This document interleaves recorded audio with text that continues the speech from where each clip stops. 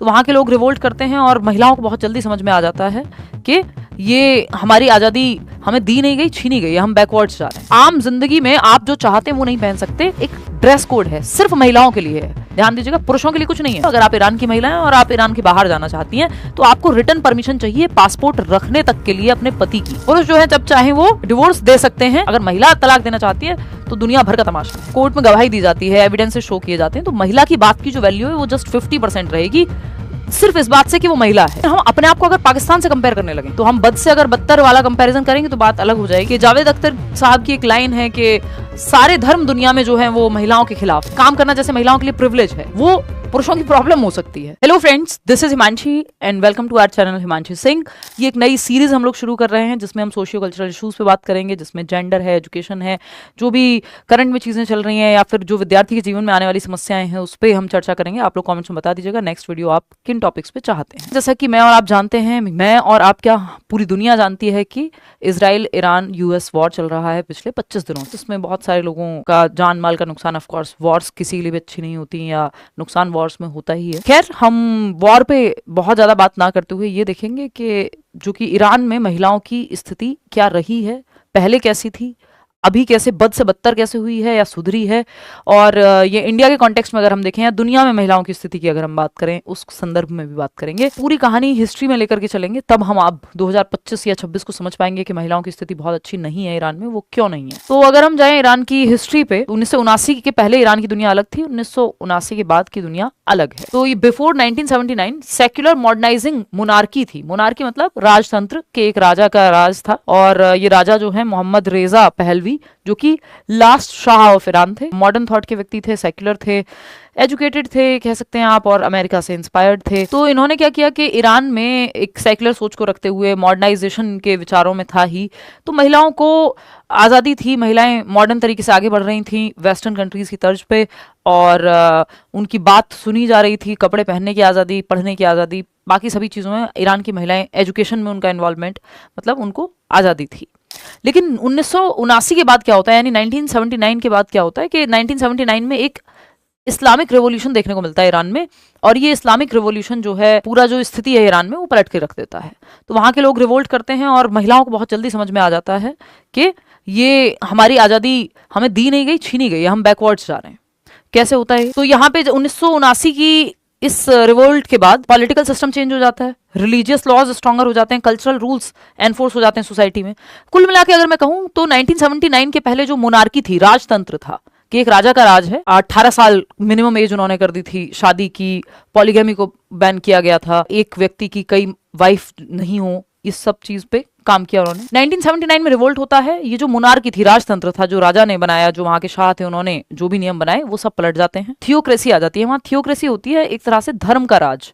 तो किसी भी धर्म का राज जब होता है तो फिर उसके अपने नियम हैं, हर एक धर्म की अपनी समस्याएं भी हैं, अपनी अच्छाइयां भी हैं, और जैसे ही ये थियोक्रेसी में कन्वर्ट होता है वहां, जब हम देखते हैं कि अब पूरा जो है इस्लामिक चीजें चलेंगी तो प्रॉब्लम्स आने लगती हैं। ये जो women freedom versus religious laws का जो एक कॉन्फ्लिक्ट है वो देखने को मिलता है कि जो महिलाओं की आज़ादी थी, जो इतने बढ़ चढ़ के फुटबॉल से लेकर के हर चीज़ में महिलाएं वहाँ हिस्सा लेती थी ईरान में, अब वो रिलीजियस लॉज के अंदर बंद करके रह जाती हैं।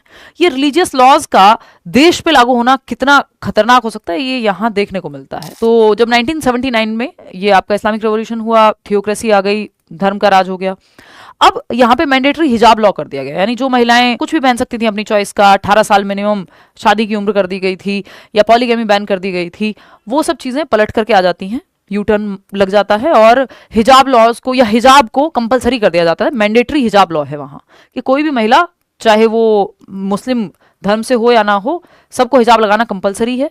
इसमें ये जरूरी नहीं है कि सारी मुस्लिम महिलाएं हिजाब पहनना ही चाहती थी, लेकिन बेसिकली यहाँ पे चॉइस का मामला नहीं है कि आप पब्लिक प्लेसेस में एक सर्टेन तरीका है कि आप बिना हिजाब के नहीं रहेंगे, कि आप हील्स नहीं पहन सकते, आपका जो शोल्डर है ये सब नहीं दिखना चाहिए। इन ईरान द हिजाब is a mandatory legally enforced dress code. तो महिलाओं के लिए एक ड्रेस कोड लाया गया, जैसे आप किसी स्कूल में यूनिफॉर्म होती है उस तरह से पूरे देश में ही, मतलब आम जिंदगी में आप जो चाहते हैं वो नहीं पहन सकते। एक ड्रेस कोड है, सिर्फ महिलाओं के लिए है, ध्यान दीजिएगा, पुरुषों के लिए कुछ नहीं है, महिलाओं के लिए है। एनफोर्समेंट की जब आप बात करते हैं तो इन्होंने इसको एनफोर्स करने के लिए, जो मैंडेटरी हिजाब लॉ जो लाया गया, इसको एनफोर्स करने के लिए एक मॉरलिटी पुलिस बनाई गई। आप देखिए संसाधन कैसी कैसी जगहों पे वेस्ट किए जाते हैं दुनिया में। एक मॉरलिटी पुलिस है, यानी उसका एक काम है कि आपको ये करना चाहिए, ये नहीं करना चाहिए, ये पहनना चाहिए, ये नहीं पहनना चाहिए। महिलाओं के ड्रेस कोड को देखने के लिए मॉरलिटी पुलिस है। अगर महिलाएं हिजाब ठीक से नहीं पहन रही हैं, उनका ड्रेस कोड ठीक से फॉलो नहीं हो रहा है, तो उनको जेल भी हो सकती है, उनको साथ ये जो फिजिकल पनिशमेंट की आप बात कर रहे हैं वो हो सकता है, फाइन्स लग सकते हैं, है ना। ये सारे नियमों को लाया गया, जो अपने आप में सुन करके हमें शॉकिंग लगता है, क्योंकि हम डेमोक्रेसी में रहते हैं ऑफ कोर्स इंडिया में। तो अगर आप यहाँ देखते हैं तो एक महसा आमिनी केस हुआ 2022 में। एक 22 साल की महिला थी महसा आमिनी, और वो अपनी फैमिली के साथ जा रही थी, और उनके ड्रेस कोड को लेकर के क्वेश्चनेबल मॉरलिटी पुलिस ने क्वेश्चन किया कि भैया तुम जो है ठीक से नहीं कपड़े पहने हुए हैं, और उनके साथ बहुत ही हिंसा हुई। और वहां से दंगे भड़के, पुलिस ने तो कहा कि उनको हार्ट अटैक आया तो डेथ हो गई, लेकिन ये बहुत सारी ऐसे साक्ष्य हैं जो कहते हैं कि यूएन तक ये बात गई कि आपका फिजिकल वायलेंस इनके साथ हुआ था और इनको ब्रेन में इंजरीज हुई थी, उसके वजह से इनकी डेथ हुई। तो इसकी वजह से बहुत सारे दंगे भड़के। ये पहली बार नहीं था, ईरान में समय समय पे महिलाएं जो है प्रोटेस्ट करती रहती हैं अपनी आज़ादी के लिए, 2006 हो, 2014 हो, चाहे ये 22 हो। आप देखिए, एक तरफ आप एक स्पीड से मॉडर्नाइजेशन की तरफ बढ़ रहे थे, ओपन विचारों की तरफ बढ़ रहे थे, दूसरी तरफ ब्रेक लगा करके वापस यू टर्न ला करके आपको रिग्रेशन की तरफ ले जाया जाए। तो स्थिति यही बनेगी कि जो महिलाएं वहां आज़ादी से जी रही थी, पढ़ रही थी, लिख रही थी, अपने हिसाब से डिसीजंस लेना चाह रही थी, वो सब पे रोक लग गई। तो प्रोटेस्ट तो होना ही था, विद्रोह होता था, और वो दबा दिया जाता था हर बार, क्योंकि इसमें आधी आबादी कह लीजिए आप कि जो पुरुषों पे कोई रोक नहीं है ना, वो मल्टीपल शादियां करना चाहें वो कर सकते हैं, है ना। उनकी बात को ज्यादा कानून में तवज्जो दी जा रही है। बहुत सारे ऐसे फायदे हैं जो सिर्फ पुरुषों को मिले, और महिलाओं से आजादी छीन ली गई। यहाँ पे इक्वालिटी, इक्विटी, ये सब तो देखने को ही नहीं मिलता। तो ये महसा आमिनी केस जब हुआ और बड़े लेवल पे प्रोटेस्ट हुए, तो वुमेन लाइफ फ्रीडम का नारा वहां गूंजा। बहुत सारी डेथ्स हुई, हंड्रेड्स ऑफ डेथ्स, ठीक। और महिलाओं ने अपने बाल काट के हैंड स्कार्फ्स जला दिए, पब्लिक में बिना हिजाब के वो चलने लगी। ये फेल हो गया प्रोटेस्ट, कोई इसका कुछ कंक्लूजन निकल नहीं पाया। अभी बात यहाँ पे रुक नहीं रही है, यहाँ पे इतनी सारी चीजें कि अगर आप महिलाएं हैं और आप घूमना चाहती हैं देश के बाहर मतलब अगर आप ईरान की महिला हैं और आप ईरान के बाहर जाना चाहती हैं, तो आपको रिटर्न परमिशन चाहिए पासपोर्ट रखने तक के लिए अपने पति की, है ना, और घूमने के लिए भी ऑफ कोर्स। फिर मैरिज एंड डिवोर्स के जो लॉज हैं वो देख लेते हैं। लीगल एज महिलाओं के लिए 13 साल कर दी गई, और इवन यंगर अगर जज का अप्रूवल मिल जाए तो जहां हम बात कर रहे थे कि 18 साल की गई थी उस समय पे जब वहां मोनार्की थी, उसको घटा करके 13 साल कर दिया गया। मैन कैन डिवोर्स यूनिलेटरली, पुरुष जो है जब चाहे वो डिवोर्स दे सकते हैं, while women face lengthy legal battles and strict requirements. अगर महिला तलाक देना चाहती है तो दुनिया भर का तमाशा है। तीसरा पॉइंट है क्रिमिनल रिस्पॉन्सिबिलिटी। जैसे हमारे यहाँ जुवेनाइल की अगर हम बात करते हैं, हम कहते हैं 18 साल से कम का व्यक्ति जो है वो अडल्ट नहीं है। यहाँ पे ये कह रहे हैं कि जो पुरुषों की एज है क्रिमिनल रिस्पॉन्सिबिलिटी की वो 15 है, महिलाओं के लिए वो 9 साल ही है। यानी 9 साल की बच्ची नहीं है उनके लिए, 15 साल तक का लड़का है, मतलब बच्चा है, जिसको उतना क्रिमिनल ऑफेंस में नहीं काउंट किया जाएगा उस तरह से, या उतनी कड़ी सजा नहीं होगी। लीगल टेस्टिमनी की बात करेंगे तो आप women's testimony in court is legally worth only half that of a man. मतलब अगर आप कोर्ट में कोई केस करते हैं या कोर्ट में गवाही दी जाती है, एविडेंसेस शो किए जाते हैं, तो महिला की बात की जो वैल्यू है वो जस्ट 50% रहेगी, सिर्फ इस बात से कि वो महिला है। तो आप महिला हैं, सारे एविडेंस लेकर के जा रही हैं, आपकी बात की वैल्यू 50% है पुरुष की बात की वैल्यू से। मतलब ये कोड ऑफ नेचुरल जस्टिस को भी फॉलो नहीं करती ये चीज कि एटलीस्ट कोर्ट के सामने तो सबको अपनी बात रखने का बराबर अधिकार हो, वो भी यहाँ डिफीट हो जाता है कि कोई व्यक्ति जो आपकी सेम रेस का है, होमोसेपियन है, उसकी बात की वैल्यू आधी है क्योंकि वो दूसरे जेंडर का है। शर्मनाक बात है। फुटबॉल स्टेडियम बैन, 40 साल तक वहां महिलाएं जो है फुटबॉल देखने नहीं जा पाई। अगर पुरुषों का फुटबॉल मैच है तो महिला देखने नहीं जाएंगी। ये वैसा ही है जैसे क्लास में लड़के और लड़कियों को अलग अलग बिठा दिया जाता है। Many women used wigs and male clothing to bypass secular security, facing arrest and imprisonment if discovered. एक बचपन में मैंने मूवी देखी थी कि एक महिला जो है ऑटो ड्राइवर, उसको बनना पड़ता है, और क्योंकि ऑटो ड्राइवर्स के लिए ये जो दुनिया है या देश है वो सेफ नहीं है, तो वो लड़कों के भेष में रहती हैं, है ना। तो ये वैसा ही है कि तो महिलाएं जो है पुरुषों के भेष में जाती थी क्योंकि उनको मैच देखना था। वो पकड़ी अगर जाती थी तो उनको जेल कर दी जाती थी। तो ऐसा ही एक केस हुआ था, ब्लू गर्ल के नाम से फेमस हुई थी सहर खोडायरी। तो इनका जुर्म जो है वो बस इतना था कि ये स्टेडियम में पुरुष के भेष में जाने की कोशिश कर रही थी, पकड़ी गई, ब्लू गर्ल के नाम से ये फेमस हुई, और इन्होंने आत्मदाह कर लिया क्योंकि जेल हो गई थी। तो ये मुद्दा जो है फिर फीफा तक या फुटबॉल फेडरेशन तक वर्ल्ड लेवल पे गया।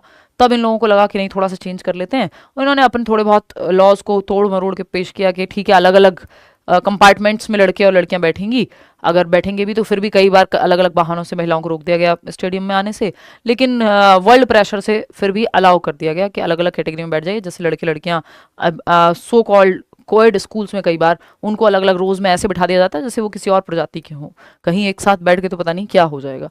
वो वैसी सी ही दिक्कत है, हम उतने प्रोग्रेस नहीं कर पाए। द एजुकेशन पैराडॉक्स, अब ये अपने आप में एक पैराडॉक्स है, अपने आप में एक आयरनी है, विडंबना है, दुखद बात है कि जो ईरान की महिलाएं हैं, अगर आप देखेंगे तो वो पढ़ी लिखी हैं, लिटरेट हैं, लिटरेसी रेट वहां 83% है, जो 46% से बढ़कर के 83%, क्योंकि उनकी प्रतिभा पे कोई शक नहीं है। हायर एजुकेशन में डोमिनेंस है महिलाओं की, हायर एजुकेशन में अगर हम वहां बात करें तो 50% से ज्यादा महिलाएं हैं। लेकिन जब आप वर्क फोर्स की बात करेंगे तो 13-14% महिलाएं हैं जो वर्क फोर्स में है। हमारे यहाँ इनसे पॉपुलेशन बहुत ज्यादा है, फिर भी स्थिति बेहतर है, काफी बेहतर है मैं कहूंगी। मैं अभी दुबई गई थी कुछ महीनों पहले, तो वहां जब मेरी कई पाकिस्तानी ड्राइवर्स से बात हुई या एक दो किसी पाकिस्तानी व्यक्ति से बात हुई, उनको लगता है कि इंडिया डेवलप्ड नेशन है, वहां बहुत काम हुआ है, जो कि हुआ भी है। हमारे यहाँ पाकिस्तान की से तो हम तुलना कर ही नहीं सकते अपनी, है ना, तो वो हमारे लिए शर्मनाक बात ही है। तो डेवलपमेंट के नाम पे, वहाँ एजुकेशन के नाम पे, नौकरियों के नाम पे चीज़ें नहीं हुई हैं, ये वहाँ के लोगों ने खुद से बताया। और वो इंडिया से जो लोग जाते हैं वो देखते हैं कि यार हाँ, ये शायद किसी डेवलप्ड नेशन से आए हैं, ऐसा सा उनका व्यवहार रहता है ना, बात करके समझ में आता है कि वो थॉट प्रोसेस है और डेवलपमेंट हमारे यहाँ हुआ भी है। तो लेकिन हम अपने आप को अगर पाकिस्तान से कंपेयर करने लगे तो हम बद से अगर बदतर वाला कंपैरिजन करेंगे तो बात अलग हो जाएगी। मतलब हम अपने आप को डेवलप्ड नेशन से कंपेयर करें और हम उनसे कई जगहों पे बेहतर भी होंगे, ऑफ कोर्स हमारा कल्चर अलग है। तो ये वैसा है कि आपको कंपैरिजन किससे करना है वो हमेशा देखना है, कि बेहतरीन से कंपैरिजन करना है या फिर वो बिल्कुल खराब व्यक्ति से कंपैरिजन अपना करना है। तो वो एक चीज़ है यहाँ पे। ये मैं पढ़ रही थी तो मुझे बड़ा अच्छा लगा कि यार मतलब कितनी क्या ही है आपके हाथ में, प्रोबेबिलिटी है ईरान में पैदा हो जाते। आपको यहाँ जो दिक्कतें मैं कई बार देखती हूँ कि हाँ, और वो दुनिया में भी हैं बहुत सारी दिक्कतें महिलाओं की सेफ्टी को लेके, एजुकेशन को लेके, उनको ठीक से जितना रोल या जितना बढ़ावा लड़कों को पढ़ने के लिए, खाने के लिए दिया जाता है उतना तक नहीं मिलता। आज भी कितने शहरों में और गाँव में होती ही हैं चीज़ें, बायसनेस तो है ही, एग्जिस्ट करती है। जो लोग कहते हैं नहीं सब बराबर है, उनको थोड़ा सा आंखें खोलने की जरूरत है। लेकिन जब आप ये देखते हैं, ये पढ़ते हैं स्थिति, तो आपको लगता है यार आप तो स्वर्ग में रहते हैं, है ना, जो कि है भी अपना देश या अपना घर या अपना परिवार, जो भी आपका है वो आपको अच्छा ही मानना चाहिए। माय फादर यूज्ड टू से, जो कि अच्छी बात भी है। तो वो कृतज्ञता रखते हुए हमें फिर भी ये देखना है कि अभी हमें और कितनी लंबी दूरी तय करनी है, हमें इंप्रूवमेंट कहाँ कहाँ लेकर के आने हैं। स्टेम में, जिसको हम कहते हैं कि मेल डोमिनेटेड फील्ड है, स्टीरियोटाइप है यहाँ पे, यानी science, technology, engineering and mathematics में वहाँ की महिलाएं बहुत आगे हैं, लीडरशिप रोल्स में आगे हैं, साइंटिस्ट हैं, ये हैं वो है, मतलब हायर एजुकेशन में उनका अच्छा खासा प्रतिभाशाली महिलाएं हैं। लेकिन वर्क फोर्स में यानी उनको काम करने की आज़ादी उतनी है ही नहीं, वर्क फोर्स में सिर्फ 13-13.5%। तो ये विडंबना है, ये आयरनी है कि एक तरफ आप देख रहे हैं कि हिजाब लॉ है, ट्रैवल रेस्ट्रिक्शंस हैं, पासपोर्ट रखने के लिए भी आपको अपने पति से परमिशन चाहिए। वहीं अगर आप देखेंगे तो दूसरी तरफ एक पूरा जो कॉन्ट्रास्ट देखने को मिलता है कि हाई फीमेल एजुकेशन, 83% महिलाएं जो है लिटरेट हैं, एजुकेटेड हैं उस देश की।